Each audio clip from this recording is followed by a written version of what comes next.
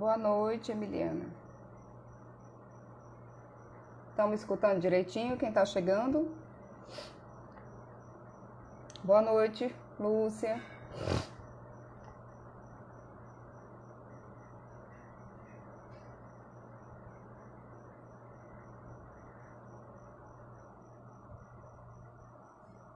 Eri Osvaldo, boa noite. Áudio ok, obrigada. Boa noite a todos e a todas. Sejam muito bem-vindos em mais uma palestra pública, ainda virtual. Em breve voltaremos na nossa casinha branca, se Deus quiser. Contudo, pelos aprendizados da pandemia, continuaremos de modo virtual, mas também ao vivo lá na nossa casinha, certo? Breve, se Deus quiser, a partir de outubro. Nesse mês, boa noite, Ivete. Nesse mês, nós temos em pauta, pessoal, uma agenda bem bacana, que é sobre mulheres, né? Saudades dos nossos domingos, né? Dentro da nossa casinha, da nossa casinha branca, do nosso grupo Espírita Renascer. Breve, se Deus quiser, sentado naquelas cadeiras. Como eu estava dizendo, nesse agosto, nesse mês de agosto, nós temos grandes mulheres e o Espiritismo, né? A nossa primeira palestra do mês foi a Mulher Samaritana e a Água da Vida. A segunda sobre a Dolores, a nossa mentora do Grupo Espírita Renascer. Nós temos também hoje Alta de Souza, a poetisa potiguar, que é a qual eu vou falar um pouco. Vera Lúcia, boa noite. Vilene. Alta de Souza, que nós vamos falar um pouquinho dela. Na sequência dos nossos estudos sobre essas mulheres, dia 22, próximo domingo, nós teremos Maria de Nazaré, a Mãe de Jesus, com a nossa querida Lili. E para fechar o nosso mês, Maria de Magdala, a flor que emergiu do pântano, com Raquel de Castro. Então, nós temos aí um mês de agosto permeado, palestras feitas por mulheres, abordando mulheres, né, pela ótica espírita, tá bem? E aí, como nós estávamos dizendo, o nosso debate de hoje é sobre Alta de Souza, a poetisa potiguar, né? E aí, poucos conhecem sobre Alta de Souza, o que Alta de Souza tem a ver com a doutrina espírita, né? Isso, e aí nós vamos abordar esse enlace, que não é um enlace diretamente enquanto encarnada, mas indiretamente enquanto encarnada e diretamente no plano espiritual, né? Então, Alta de Souza é esse grande vulto espiritual, essa grande personalidade espiritual, né? Não sabemos se ela já se reencarnou novamente, mas enfim, ela tem um grande legado no movimento espírita, feito inclusive pelo lado de lá, né? No seu pós-morte carnal, não é isso? E aí, para iniciarmos a nossa palestra pública de hoje, em modo virtual, nós vamos iniciar, né? Nós vamos recitar, não sou boa em recitar, mas nós tentamos, né? E é uma prece, com uma prece, né, em forma de poesia pela própria Alta de Souza, e essa prece se chama Agora, e a partir dessa prece nós iniciaremos as nossas reflexões, ok? Então vamos lá. Boa noite, Maxwell. Agora, Alta de Souza. Agora, enquanto é hoje, eis que fulgura o teu santo momento de ajudar. Derrama em torno compassivo olhar, estende as mãos aos filhos da amargura. Repara, aqui e além, a desventura caminha ao léu, sem pão, sem luz e sem lar. Acende o próprio amor, faz brilhar a tua fé tranquila, doce e pura. Agora és um minuto decisivo. Abre o teu coração ao Cristo vivo. Não permita que o tempo marche em vão. E ajudando e servindo sem cansaço, alcançarás, subindo passo a passo, a glória eterna da ressurreição. Então, com essa prece poetizada, né? Com essa prece poesia, é um apelo para que a gente faça essa autorreflexão e pergunte o que é que nós estamos fazendo hoje, agora, né? Então, a partir dessa primeira poesia da nossa querida Alta de Souza nós temos algumas grandes personalidades da poesia, né, da intelectualidade nacional que fizeram e fazem parte da história da literatura do país. Muitos abordam a Alta de Souza, né, como, por exemplo, Edgar Barbosa, Andrade Muricy, o próprio Luiz da Câmara Cascudo, né, Olavo Bilac, né, que talvez seja um dos mais famosos, né, vinculados ao movimento Parnaso na literatura. E aí eles, se remetendo à Alta de Souza, alguns deram algumas dicas de quem foi essa personalidade potiguar, né? Quem foi essa mulher potiguar. E pela perspectiva da literatura, eles diziam assim de Alta de Souza: a mais pura e dolorosa poetisa do Brasil, a eminente e humilde Alta de Souza, a mais espiritual das poetisas brasileiras. Poetisa de raro merecimento, segundo o próprio Olavo Bilac. E uma vida breve que foi canção, como a música de Manuel de Fala, que o próprio Luiz da Câmara Cascudo remeteu, né? Disse a respeito de Alta de Souza. Então nós temos aí grandes nomes da literatura nacional, grandes personalidades intelectuais do Brasil que fizeram referência a essa pequenina mulher, né, até em estatura mesmo falando, essa pequenina mulher e essa mulher que nasceu no interior do estado do Rio Grande do Norte. E aí, como sumário da nossa explanação de hoje, para a gente conhecer um pouquinho mais de quem foi a Alta de Souza, eu não sei vocês, né, mas lá vai eu falar pelo meu perfil de professora.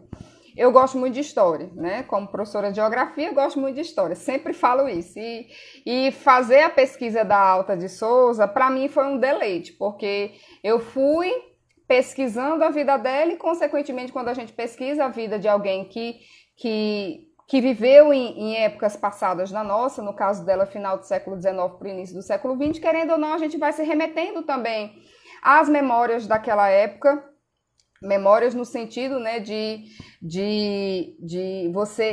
você ter conhecimento, né, abordar e investigar aquele momento passado, porque a história é fundamental para a gente compreender o nosso presente, né? Então, pesquisando sobre Alta de Souza foi um momento também de deleite enquanto para mim, né, enquanto pessoa. E aí nesse percurso de pesquisa, a gente vai saber, né, quem é que foi Alta de Souza, as principais influências literárias, né, e religiosas, o que foi a tuberculose na vida dela, ela pegou tuberculose, a sua vida afetiva, a vida literária, e aí a gente cita o Clube do Biscoito, que era um clube literário que ela fazia parte, a vida literária vinculada às publicações, quando ela começa a publicar, o desencarne, ela desencarna muito jovem, muito jovem, aos 25 anos, vida póstuma, o espiritismo e a campanha da fraternidade, a campanha de fraternidade, perfil político poético cristão de Alta de Souza, e aí é onde ela se aproxima do espiritismo, ela se aproxima da religiosidade, porque o poema dela, né, a construção literária dela é baseada numa construção muito religiosa, né? Ela era uma pessoa extremamente religiosa, uma católica muito fervorosa. Então,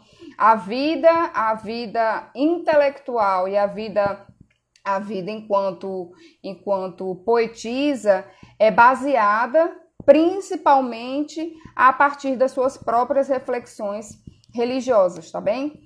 E aí, ao fim, a gente vai citar dois poemas dela, né? Já começamos citando um, que foi o Agora, né? E a gente finaliza com dois poemas, um enquanto ela encarnada, de joelhos, e outro, ela já desencarnada, psicografada por Chico Xavier, que é assim, Alguém Espera, né? O título é Alguém Espera. E aí a gente segue para as referências, sempre deixando claro, pessoal, que quem está pesquisando, quem faz graduação em língua portuguesa, ou então quem pesquisa por grandes mulheres, né, quem faz essa pesquisa, né, sobre feminismo e quer, por exemplo, né, que a gente se interessou pelo tema, se quiser que eu passe a apresentação, esse roteirinho que a gente sempre faz para palestra, pode me pedir que eu passe, tá bem? É só ir lá no direct do nosso grupo espírita. E aí, vamos lá. Quem foi Alta de Souza? Quem gosta de história do Rio Grande do Norte, que eu particularmente gosto bastante, vai saber que Alta de Souza foi uma figura muito, muito, muito importante e vinda de uma família que foi muito importante para o estado do Rio Grande do Norte. Então, ela, Alta de Souza, ela era filha de Eloy Castriciano de Souza, junto com Henriqueta Leopoldina Rodrigues de Souza.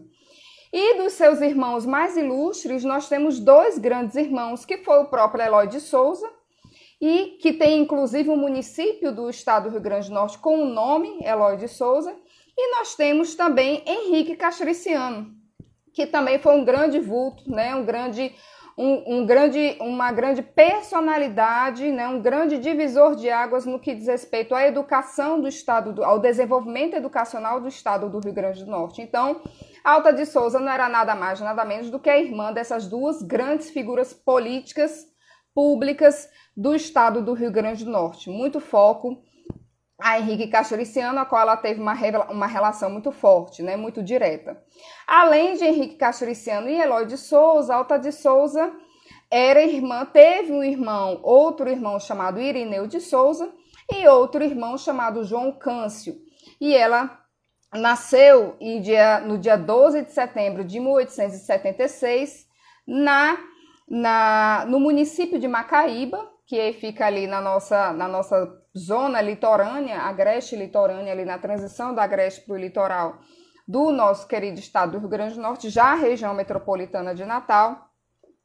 E a Casa de Alta de Souza hoje cedia a Escola Estadual Alta de Souza, município de Macaíba, tá bem? Então, começando com as primeiras curiosidades aí da nossa querida Alta de Souza. Uma característica também de Alta é que ela teve uma vida extremamente turbulenta no que diz respeito a grandes perdas, né? Então, logo quando, aos 5 a 7 anos, ela já perdeu os pais, né? Ela já ficou órfã, e aí foi quando entrou na vida de Alta de Souza a figura dos avós, né? A Alta de Souza, com a orfandade, ela e os irmãos passam a ser criados pelos avós maternos, não é isso? E aí eles saem de Macaíba e vão morar em Recife com os avós, onde lá em Recife eles vão ser criados naquela cidade, criado pela avó materna chamada Dona Silvia, né, mais conhecida como a Dona Dindinha, e o seu Francisco de Paula Rodrigues, que foram os avós aí paternos de Alta de Souza, Eloy de Souza, Henrique Castriciano, que vão dar uma educação de extrema qualidade para os seus netos, inclusive a própria Alta de Souza, ok? E aí, Alta, aos 10 anos de idade, ela passa, após a orfandade, ela vai passar por uma grande tragédia, uma outra grande provação na vida dela, que vai ser a perda do seu irmão Irineu, né? E aí vai ser de fato uma tragédia, que aos 10 anos Irineu era muito próximo de Alta, e ele morre simplesmente por uma chama desencadeada por um candeeiro, né? O candeeiro que, oi Lili, apresentada por uma grande mulher, você, criatura, um cheiro. Tem várias mulheres bacanas aqui, Lili, Thaís, Aninha, gente que eu amo de paixão, né? Então, aos 10 anos, ela vai passar por outra grande provação na vida dela, que é a perda do irmão, o irmão Irineu, que era o irmão mais próximo dela, até pela questão da idade, e por um acidente com um candeeiro do doméstico, ele simplesmente morre queimado, né? Então, foi uma lamparina, né? Isso em 1887, as lamparinas eram de querosene, né, na época, mas aí a gente volta ao contexto da época, né? E não tinha luz elétrica em todos os locais, e aí ele vai falecer queimado com essa tragédia, com esse candeeiro que vai essa lamparina, né, cheia de querosene que vai causar a morte, né, por queimadura desse irmão dela, Irineu. E aí, a partir dos 12 anos, muito fortemente a partir dos 12 anos, Alta de Souza, ela começa uma vida escolar extremamente rígida, né? Então, a partir dos 12 anos, ela vai para o Colégio São Vicente de Paula, em Estância, no estado de Pernambuco, não é isso? E ela vai passar a receber uma formação educacional extremamente rígida pelas freiras vicentinas, né? E aí é bacana para quem tem berço católico, e eu sou de berço católico, e um dos santos mais iminentes, né, do catolicismo é São Vicente de Paula, que inclusive eu era da comunidade vicentina, e a comunidade vicentina deixou em mim, para minha vida inteira, a real clareza do que significa caridade, né? Então, é nesse berço católico extremamente forte, com essa educação extremamente qualitativa dada por esse colégio de freiras em Estância, em Pernambuco, que a Alta vai começar a consolidar o seu cabedal intelectual, né? Então, a base da intelectualidade de Alta de Souza vai se dever muito a essa escola extremamente rígida, essa escola extremamente voltada a essa consolidação desse conhecimento para as meninas da época, né? Era um colégio para meninas, e aí toda a base de música, de conhecimento, acesso ao conhecimento da música, acesso ao conhecimento da literatura e acesso ao conhecimento das línguas. Ela vai ser poliglota, ela vai ler fluidamente o francês e o inglês. Ela tem no Colégio das Freiras essa base da sua formação acadêmico-intelectual, que essa base de formação ela vai ser fundamental para o próprio deslanchar do perfil literário da Alta de Souza, que vai ser um perfil literário extremamente rígido no que diz a normativa literária, né?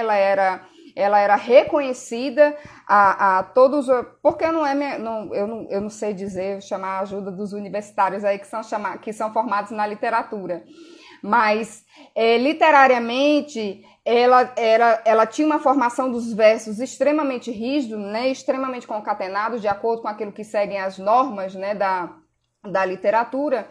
E mais também um outro perfil, que é o que mostra essa base do colégio dela, era o perfil cristão, né? Então ela vai levar para essa literatura via versos essa base sólida cristã que ela conseguiu ao longo da vida dela, principalmente dentro do movimento estudantil no próprio colégio que ela fazia parte, né? Então, como nós estávamos dizendo, dentro da escola ela vai aprender fluidamente o francês, né? Isso, que lhe permitiu ler na fonte, né? Sem interpretações e sem traduções, grandes mestres da intelectualidade, né? Então, ela passou a ler, né? E aí nós já chegamos no segundo ponto da nossa palestra. Ela passou a ler no original Chateaubriand, ela passou a ler no original Fenelon, também Lamartine, também Victor Hugo, né? Então, foram obras básicas que deram à Alta de Souza, na sua base mesmo, no acesso ao francês base, né? O início do seu conhecimento, o início do seu caminhar para a consolidação da sua formação, né, enquanto autora, enquanto poetisa.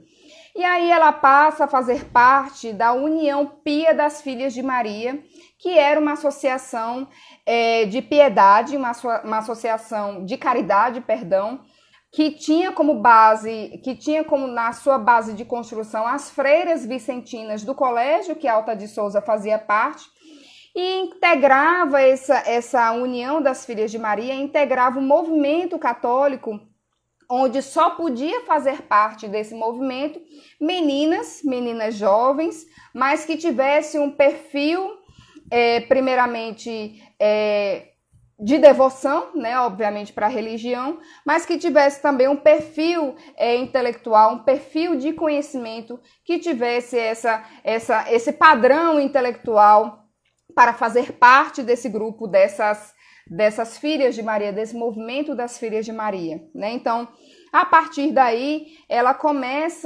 é outro momento que ela vai solidificando os seus vínculos com a intelectualidade, os seus vínculos com a poesia, os seus vínculos cristãos, né? Que aí, como nós estávamos dizendo, funcionava a união das filhas de Maria, funcionava como um estímulo, né? Acabava sendo um sonho para as meninas que estudavam na escola e que faziam parte do movimento católico da época, acabava sendo um estímulo para fazer parte daquele grupo seleto de garotas, né? Então, ela fez parte desse grupo, né? E foi nesse universo que Alta de Souza se consolidou, né? Estudou e passou a fazer o percurso da sua vida acadêmica, o percurso da sua vida enquanto pessoa também, certo? Então, ela tinha uma fé reconhecida, uma devoção reconhecida e uma conduta exemplar, né? Essa conduta exemplar enquanto mulher, enquanto cristã, era fundamental para fazer parte desse grupo das filhas de Maria, certo? Mas aí, com os contratempos da vida, além da orfandade, além da perda precoce do irmão e trágica do irmão, entra um outro elemento na vida de Alta de Souza, que vai ser a tuberculose. Então, muito jovem ainda na sua adolescência, ela vai contrair a tuberculose, né? E após 13 anos de estudo, iniciando a vida, né, de estudante, aos 14 anos, ela vai contrair a tuberculose, né? Mas ela mantém, mesmo com a doença, né, dentro do seu organismo, ela vai resistindo, ela vai levando uma vida aos seus limites da normalidade, né? Mas aí ela também vai criando com todas as atrocidades, né, com todas as dificuldades que ela passou, com todas as provações que ela passava pela vida dela, e isso foram também um cimento para a construção de um sentimento de compaixão com os mais pobres, né? Do sentimento de compaixão com os mais desvalidos, né, da vida. E aí era muito comum que a Alta de Souza, mesmo com a tuberculose, mesmo com a orfandade, mesmo com a perda do irmão querido, né, ela passou a ser essa pessoa que, com todo esse sofrimento, ela buscou a partir disso não uma introspecção, mas justamente o contrário, isso como um caminho, né, a caridade e a forma de chegar às populações mais desvalidas, esse caminho como um caminho de superação, como um caminho para o refazimento da sua própria vida.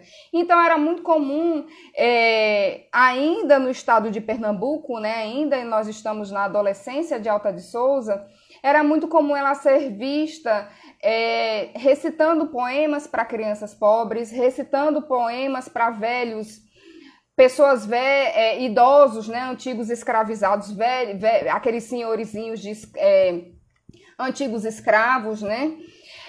Lendo Carlos Magno, história de Carlos Magno, e aí Carlos Magno, o grande imperador, né, francês, e aí contando a história de Carlos Magno para essas crianças. Então ela foi solidificando a sua vida a partir desse início, né, desse percurso iniciado aí para o desenvolvimento da caridade.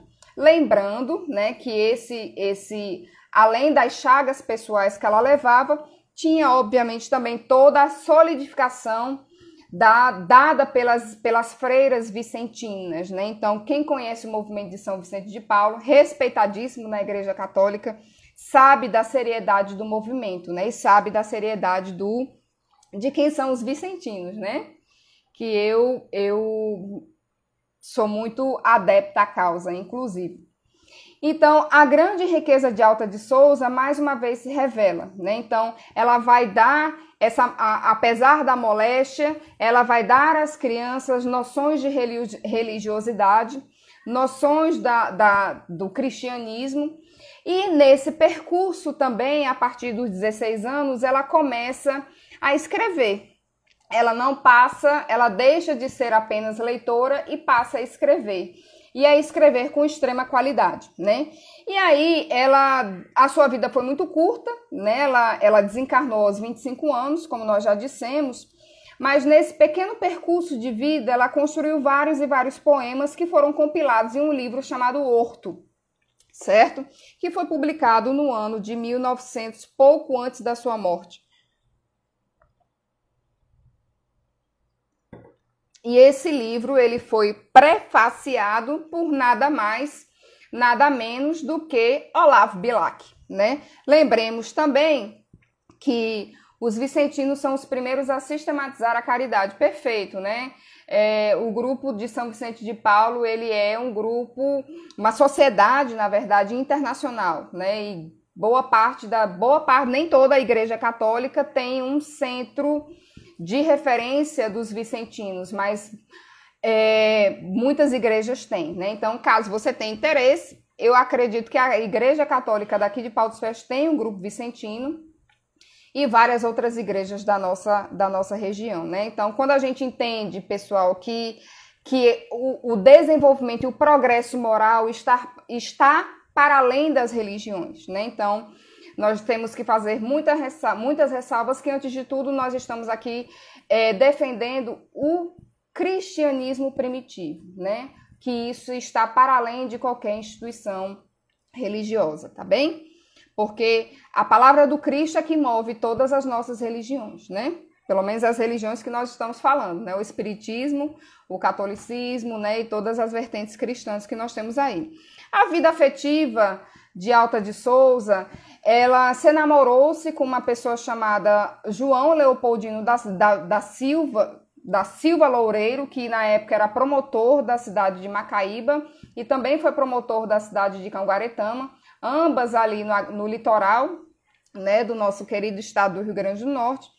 E aí isso é uma parte um pouco oculta da história de Alta de Souza, mas parece que chegou ainda a noivar com o João Leopoldo, só que devido ao avanço da doença, da tuberculose, ela não teve esse deslanchar desse romance, né, desse lado, dessa vida afetiva com o João Leopoldo, tendo pelo histórico, né, a interferência aí dos irmãos para que esse casamento não acontecesse por conta das questões de saúde da própria Alta de Souza. E ela também, na sua juventude, foi uma pessoa que desencarnou muito jovem, né? Ela fez parte de um clube literário, que era o Clube do Biscoito, chamado Clube do Biscoito na época, que era, na verdade, uma associação de amigos que se juntavam, né? Que era muito comum no final de meados do século XX para trás, né? Sem o advento da televisão, era comum as pessoas se reunirem para se confraternizar, né? E como se confraternizavam? A partir das leituras, né? Então, a leitura de poesias de Gonçalves Dias, Cassimiro Alves, Castro Alves, Gonçalves Dias, Castro Alves, Junqueira Freire e outros potiguares como Lorival Açucena eram alvo dos recitais do Clube do Biscoito, que Alta de Souza fazia parte, né? Enquanto um dos movimentos aí literários que também serviram de base para o desenvolvimento da vida acadêmica da Alta de Souza.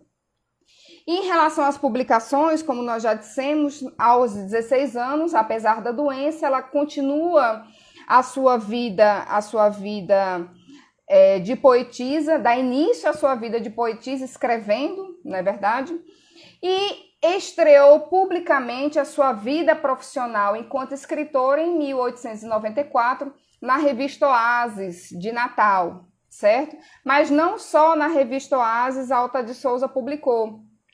Ela publicou em outros jornais, em outros periódicos, como A República, também de Natal, que tinha no seu corpo editorial Pedro Velho de Albuquerque, Maranhão, que aqui, pessoal, eu estou falando em uma época do nosso estado, extremamente com vultos, né, personalidades extremamente importantes, né, no que diz respeito à construção política e social do nosso estado. Pedro Velho, que também tem um município que leva o seu nome, Existe um município no agreste do nosso estado chamado também Pedro Velho, em alusão a esse grande vulto também da nossa política e da nossa intelectualidade, Pedro Velho de Albuquerque, Maranhão, que juntamente com Eloy de Souza, eles deram base, né, a Alta de Souza a começar a publicar seus versos nos jornais, nos periódicos da época. Então, o Oasis foi um periódico, o A República foi outro periódico, que também tinha como um dos seus grandes colaboradores o próprio Henrique Castriciano, né, que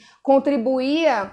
Henrique Castriciano, ele também escrevia, né, para quem não sabe, aí eu acho que dava uma outra palestra, né, quem é de Natal sabe da importância, quem é do estado do Rio Grande do Norte sabe da importância de Henrique Castriciano e todas essas outras personalidades, né, que eu acabei de citar. E a Alta de Souza, ela faz uma passagem também no jornal A Tribuna de Natal, que a partir de 1897 passa a publicar os seus versos, né? E aí trata-se também a Tribuna de um periódico de grande prestígio, com a colaboração de vários poetas e escritores do Nordeste brasileiro. Então, os seus poemas eles foram publicados, né, também saindo do contexto do... Aninha, você está me escutando, né? Renato, ele está me ligando. Ligue para ele, dizendo que eu não estou podendo atender agora. Por gentileza, dê um ok aí se você escutou esse recado, porque eu acabei tive que rejeitar a ligação aqui, infelizmente, por conta da live aqui. Além dos seus poemas publicados nesses periódicos daqui do estado do Rio Grande do Norte, nós tivemos também a publicação de poesias de Alta de Souza em outros jornais de grande vulto nacional também, que foram o País e também a Gazetinha, a Gazetinha de Recife, né? E, se eu não me engano, o País era do estado do Rio de Janeiro, né? Então, o poema de Alta de Souza, ele circulou não só no estado do Rio Grande do Norte, mas no Brasil também, né? E aí, passando especificamente para o compilado, o grande livro, o único livro que ela conseguiu escrever na sua curta trajetória de vida, né? Que foi o livro Horto, que teve como início o título Dálias. Ela deu o nome para esse compilado de poesias Dálias, né? E aí ele foi publicado depois como Horto, né? Ela ainda viva. O livro Horto foi publicado no ano de 1900 e em 1901 ela vem a desencarnar. Muito embora tenha desencarnado pouco tempo depois da publicação da primeira edição do livro, o livro teve 4 edições, né? Todas com grandes tiragens e todas as tiragens esgotadas, né? Com vendas esgotadas. Então, a primeira edição teve Olavo Bilac como o prefaciador. A segunda teve o próprio Henrique Castriciano, e aí as 4 edições tiveram grandes nomes aí fazendo o prefácio do seu livro, né? E o Horto, ele teve 232 páginas e trazia 114 exemplares, né? Numa tiragem de mais de 1000. E aí para a literatura na época, ele foi extremamente bem elogiado pela crítica, né, literária da época, mas mais do que isso, que era onde Alta de Souza conseguiu de fato o seu objetivo, o livro Horto, além de ser bem aceito pela crítica nacional literária, foi extremamente também bem aceito para a população menos abastada, né? Então, as pessoas menos intelectualizadas, elas tinham também o interesse e recitavam também, caiu no gosto da popular as poesias, né, da Alta de Souza. E aí, como nós é importante nós relatarmos, o Horto é um cântico melancólico, né? Então, as poesias de Alta de Souza têm esse perfil melancólico. Tem um perfil com um apelo extremamente melancólico e também com um perfil extremamente cristão, né? E aí, isso é reflexo todas as poesias, né, da Alta de Souza, obviamente, vão ser reflexo da própria vida dela, né, que não foi uma vida fácil. Apesar dela ter tido oportunidade de acesso a uma educação de qualidade, mas ela teve uma vida extremamente sofrida no que diz respeito às suas relações sociais, né, e familiares, né. E aí a orfandade, a perda do irmão e a própria doença fizeram com que, e a base católica cristã, né, pelas freiras vicentinas, fizeram com que as suas poesias tivessem um perfil extremamente tanto melancólico como também extremamente devoto, né, extremamente cristão, um apelo, sempre com um apelo muito forte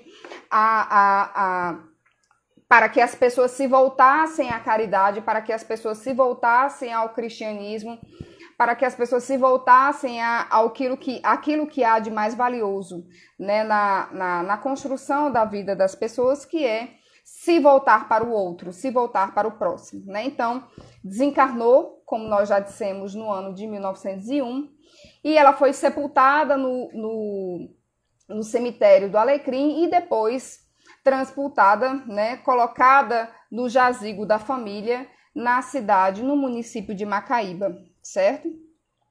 E aí, chegando ao último tópico da nossa conversa sobre Alta de Souza, uma coisa extremamente interessante, né, que aí eu também descobri agora pesquisando sobre Alta de Souza para a gente fazer essa palestra. É sempre bom a palestra porque a gente estuda também, né? A gente aprende muito também. Nós que vamos dar, né, a palestra, nós que estamos fazendo a conversa, né, que eu gosto de chamar de conversa.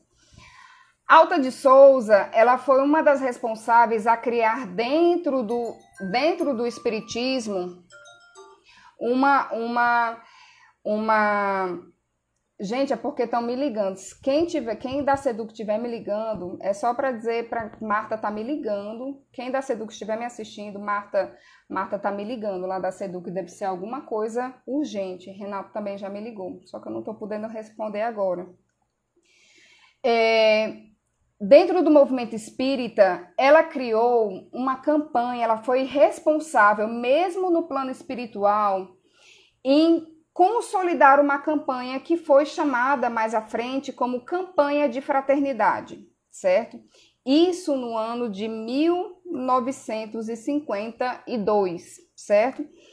Dentro do movimento espírita, tivemos a notícia de que Eurípides Barzanufo, né, utilizou a campanha do quilo para o seu trabalho assistencial, né? Eurípides Barzanufo, para quem não sabe, também foi uma pessoa, né, um político, né, uma pessoa com uma vida pública extremamente forte, né, atuante, mas também muito conhecido por sua atuação dentro do espiritismo, né, dentro do desenvolvimento do espiritismo no Brasil, né? E a pessoa que primeiro recebeu a orientação expressa pela espiritualidade maior por meio de Bezerra de Menezes para a implantação de forma sistemática da campanha no quilo nos arraiais espiritistas foi Elias Alverne Sobreira, morador de Recife, né, na cidade de Recife, estado de Pernambuco, que ensinou a Oli de Castro, que por sua vez ensinou a Ninfo Correia a missão de desenvolver uma grande campanha, chamada inicialmente de Campanha do Quilo, que era para dar comida às pessoas pobres, né? E aí a gente vê também aí ao passo, né, dos movimentos cristãos na época de caridade, né?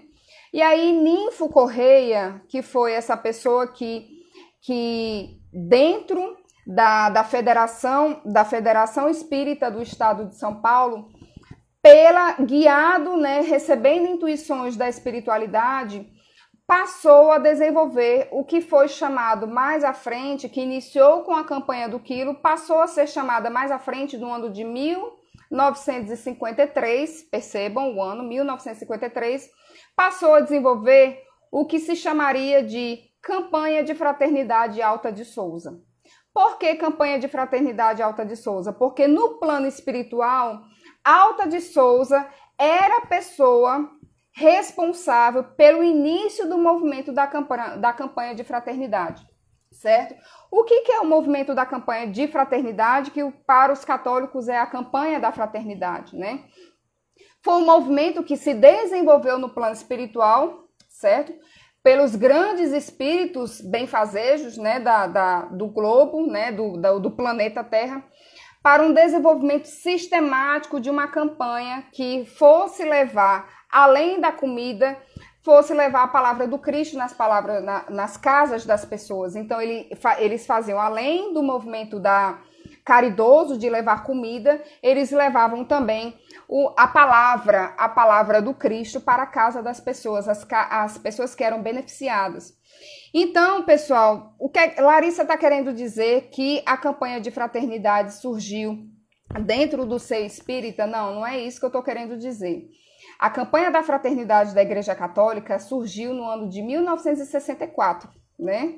Pelo Concílio do Vaticano, né? E aí tem todo um contexto específico para isso. Mas 10 anos antes do início da campanha de fraternidade da Igreja Católica, 10 anos antes surgiu a campanha de fraternidade Alta de Souza, desenvolvido pelo movimento espírita brasileiro, né? Olha que bacana. Isso é uma competição de quem começou esse movimento antes? Não tem nada a ver. O que nós estamos querendo dizer é que a espiritualidade maior, independentemente das religiões, ela passa a difundir ideias de progresso. E essas ideias de progresso, que são recebidas intuitivamente por todos os representantes das religiões, essas ideias de progresso passam a ser difundidas por esses líderes, né? E aí, ao seu turno, ao seu modo, cada religião, cada representante, cada líder, cada país, né, pela sua linguagem, vai desenvolvendo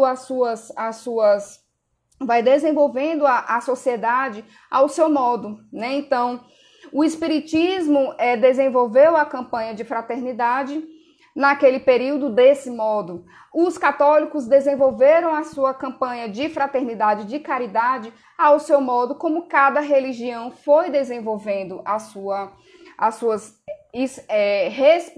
os seus respectivos movimentos caridosos, né? Então, é isso que a gente está querendo dizer, né? Dentro da espiritualidade maior, que não está preocupada com a bandeira religiosa de cada um, ela está preocupada, antes de tudo, com o progresso espiritual da humanidade. E como esse progresso vai ser dado, aí as ideias de progresso vão sendo difundidas pelos países, vão sendo difundidas pelas religiões, e cada religião, ao seu turno, vai desenvolvendo as suas ações. Tá claro, pessoal, isso é importante para que a gente situe, né, o contexto dessa campanha de fraternidade que teve aí a grande responsabilidade da nossa querida Alta de Souza como a guia desse movimento no plano espiritual, tendo em vista que ela já tinha desencarnado há praticamente 50 anos, né? Então, é importante aí. E aí, como é que Alta de Souza, como é que a gente sabe que Alta de Souza é esse espírito, né, extremamente desenvolvido que vai estar sendo responsável pelo movimento da campanha de fraternidade no plano espiritual? Pela psicografia por Chico Xavier, né? Então, Chico Xavier tem um livro chamado Alta de Souza, certo? Que foi psicografado por ela própria, né? Foi psicografado por Chico, ditado pela própria Alta de Souza, em que a todo momento ela mostra, ela faz todo esse processo de incentivo para o desenvolvimento de ações de caridade dentro do movimento espírita e dentro de qualquer outra religião, certo? E aí ela sempre mandava, via versos, né, mensagens corajosas para os centros espíritas que desenvolviam essas ações caritosas, né, caridosas para os menos favorecidos, né, da sua comunidade. Então, tá aí Alta de Souza, ela foi fechando esse ciclo, né, de entendimento dessa grande mulher, né? Ela desencarna muito cedo, aos 25 anos, no ano de 1901, mas era uma cristã extremamente devota, era uma mulher extremamente católica, extremamente devota ao Cristo, e ela mantém, a gente não muda a nossa essência quando a gente morre, né, quando a gente desencarna, ela mantém-se voltada para o desenvolvimento cristão no plano espiritual, né? E aí, por 50 anos, até nós termos notícia dela, né, pelas psicografias de Chico Xavier, a gente descobre que Alta de Souza, além dessa grande poetisa, além dessa grande mulher potiguar, ela vai ajudar no plano espiritual a desenvolver o progresso, né, das ações de caridade dentro do movimento espírita e dentro de outras religiões também, certo? Então, ela foi essa mulher extraordinária que fez a sua parte, tanto encarnada, mas principalmente desencarnada. Então, para concluir, nós fechamos aqui o perfil cristão poético de Alta de Souza. E aí nós vamos recitar 2 poemas dela, que são bem curtinhos, tá, pessoal? Um poema dela enquanto encarnada, que tá lá no livro Horto, certo? E outro poema dela desencarnada, já no livro Alta de Souza, da psicografia que ela ditou para o próprio Chico Xavier, certo? E aí nós vamos recitar de joelhos um poema dela feito enquanto encarnada. Oro de joelhos, Senhor, na terra purificada pelo teu pranto. Minha alma triste que adora a terra, beija os teus passos, Cordeiro Santo. Eu tenho medo de tanto horror. Reza comigo, doce Senhor. Que noite negra, cheia de sombras, não foi a noite que aqui passaste? Ó noite imensa, por que me assombras? Tu que nas trevas me sepultaste. Jesus amado, reza comigo. Afasta a noite, divino amigo. Eu disse e as sombras se dissiparam. Jesus descia sobre o meu horto. Estrelas lindas do céu brilhavam. Voltou-me o riso, já quase morto. E a sua boca falou tão doce, como se a corda de uma harpa fosse.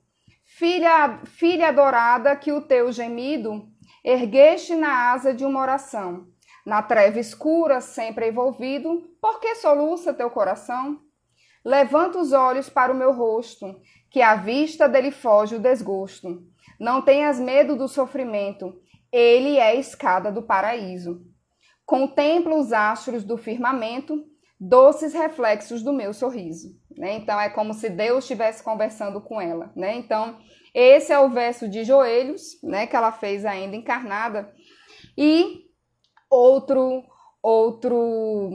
verso que ela criou, né, já lá na psicografia por Chico Xavier, se chama assim: Alguém espera. Ouve, reinam lá fora o gelo e a ventania, por linguagem da noite ao coração inquieto, dos romeiros da dor, suportando sem teto, penúria e solidão na jornada sombria. Ouve mais, rente ao lar, alguém te anuncia, acena com brandura e fala em tom discreto, solicita em favor dos famintos de afeto uma réstea de paz num raio de alegria. Ouve, ergue-te e sai. Na estrada ao desabrigo, doce mão se estende e anseia estar contigo, para mostrar-te a vida em sentido profundo. Este alguém é Jesus, cuja fé não descansa, pedindo-te consolo, assistência e esperança, a serviço do amor e da redenção do mundo.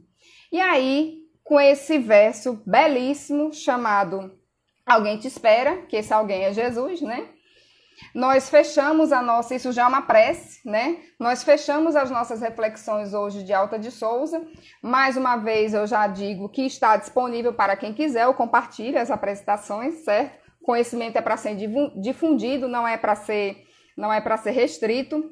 E aí nós fechamos as nossas reflexões dessa pequena grande mulher chamada Alta de Souza, que do nosso estado, Potiguar, mulher nossa do Rio Grande do Norte. Obrigada, Lili. Você que é a inspiração. A gente fecha a nossa palestra pública de hoje, que quem sabe se a gente não replica ela ano que vem, né? já em modo presencial. Então, meus queridos, uma boa noite a todos, fiquem com Deus, uma excelente semana que se inicia, né, de muito trabalho, de muita luta, mas também de muito sucesso. Um beijo no coração em todos. Tchau, tchau.